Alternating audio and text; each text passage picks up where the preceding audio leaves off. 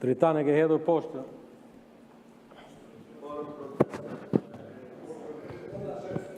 Të ka ngelur dora që nga koha e kompanisë Shqiponja, ashtu që. Se keni s'ju ka. Megjithatë, sa i përket marrëveshjes me KFV-n, të paktën këto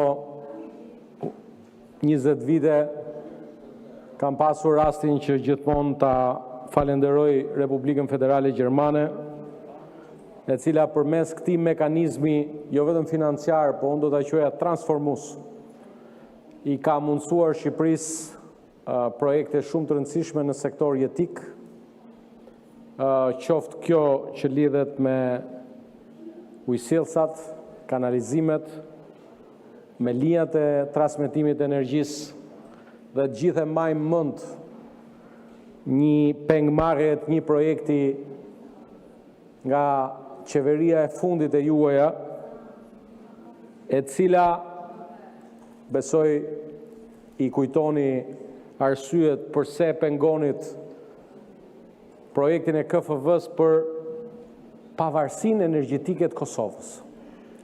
Bëj fjalë për një projekt ku i birit parit tuaj ndërhynte për të penguar projektin e KFV-s për lidhjen energjetike dhe pavarësinë energjetike të Kosovës. Është fakt, hyrë në Google dhe kujtoje atë fakt. Dhe me ardhjen në pushtet Partisë Socialiste, u zhbllokua dhe falë kësaj qeverie, për herë të parë sot Shqipëria dhe Kosova shkëmbejnë energji elektrike mes njëri tjetrit. Dhe nuk është vetëm ky projekti KFV-s, nëse do t'i përllogarisja në total, shkojnë gati 1.3 miliard euro, ndihmë drejt për drejt e Republikës Federale Gjermane, që gjej rastin t'i shpreh mirënjohjen, edhe si kryetari i grupit të shumicës parlamentare, edhe si një prej anëtarëve të grupit miqësisë mes dy vendeve tona, sepse e vërteta është që Gjermania është sot e para sa i përket ndihmës së drejtë për drejtë. Dhe ajo që sot bie në sy është që nuk ka një dallim se kancelari është nga e djatha Kristian Demokrate apo deri para një viti nga Social-Demokratët, sot të dyja palët në bashkëqeverisje me njëra tjetrën, e vërteta është që Republika Federale Gjermane mbetet një mbështetëse sa ekonomike, financiare, por dhe një mbështetëse aspiratës tonë për anëtarësinë në Bashkimin Evropian. E dyta, unë ndjeva i nderuar sot të kuptoj se sa e madhe është diferenca jonë me ju. Në një aspekt ku ju nuk e kuptoni më se ju ka zënë syt, lutem, nuk e kam. Po do ta them, për të kuptuar diferencën, Bujar. Po. Tajtë do të kuptoj. Bujar, më vjen keq, unë nuk ju ndërpres asnjëherë. Edhe se gjoja njërën që i fliste ke veshi, doktorin cili në këtë moshë edhe e marrin qafë, edhe i thoshte që ka bërë një artikull Edi Rama me Vučićin, pa ditur fare se kush është qëllimi i atij artikulli dhe pa ditur fare se çfarë interesi është në këtë moment. E dini pse? Sepse sot ka një debat, ka vetëm një debat në Bashkimin Evropian. Debati sot është, nuk ka zgjerim pa reformim të brendshëm të Bashkimit Evropian. E vetmja çështje e mbetur pezull. Dikur, ajo që quhej enlargement fatigue, ishte që fajin e kanë vendet që po vinë. Tani, vetmi diskutim që bëhet është që jo, vendet kanë përparuar, por ne kemi disa probleme të brendshme, të cilat pa i zgjidhur këto probleme të brendshme nuk mund të lejojmë vende të reja që hyjnë. Ky është diskutimi që ta mbaroj, lutem, ti nuk hyn në radarin tim për t'ju përgjigjur për këtë shqetësim. Tani, dhe ky është diskutimi dhe i thuhet ju Bashkimi Evropian së fundmi ka hyrë në një krizë vendimarrje sa i përket çështjeve të politikës jashtme. Mjafton një vend antar i Bashkimit Evropian, nuk po përmendojmë për të qenë korrekt në aspektin diplomatik, që po jo më se nuk është aty fare, unë po flas për politikën e jashtme, një vend shumë mik hyni, Hungaria ka kushtëzuar një vendimarrje të caktuar për një politikë të caktuar. Dhe sot Bashkimi Evropian nuk merr dot një vendim për një çështje që lidhet, besoj, për çështjen e financimit të Ukrainës.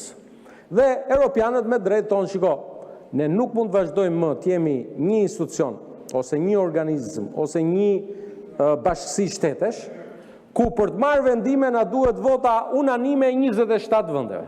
Dhe thot, pa zgjidhur këtë çështje, ne nuk mund të pranojmë vende të reja. E dyta ka një diskutim në Bashkimin Evropian që thot, ore sa komisioner do kemi, sepse do vi dhe Shqipëria dhe Malizi dhe duhet të shtojmë komisionerët. E treta është si do t'i bëjmë strukturën vendimarrëse. Dhe sa më pëlqeni, po ta mbaroj. Dhe ne po themi, kryeministri Rama po thot, e ka thënë disa herë, nuk është herë e parë, po thot, ore ne pranojmë tym edhe pa të drejtë vetoje. Nuk e duam veton, po tham t'ju pyesim ju njerë, se po s'kishim kohë. Realisht nuk kishim një numër telefonit tuajnë që t'ju merrin telefonet dhe thonim orë si mendoni ju për këtë, po 0900, se për ty kam këtë numrin, për ty Albana, pa dyshim. Dhe pa pyetur dhe për strukturat vendore, pa pyetur dhe për këtë, pa dyshim. Edhe se kishim këtë mundësi, nuk e kishim këtë mundësi. Pa përmendur. Kështu që sa i përket marrëveshjes, ne do ta votojmë. Ne do ta votojmë marrëveshjen. Zoti Bardhi uluni. Zoti Bardhi. Çfarë 0900? Çfarë? Zoti kryetar. Zoti Bardhi uluni.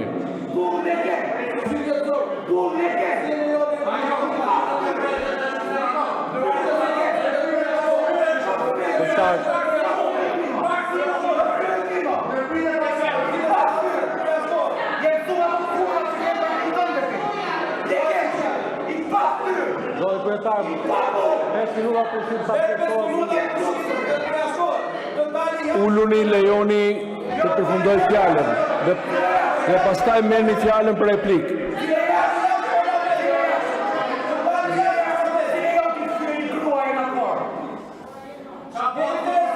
Uluni. Ta mbaroj fjalën dhe pastaj. Si nxirë jashtë, do më të nxirë jashtë. Uluni, të mbaroj fjalën dhe ngrini pretendimet tuaja pastaj.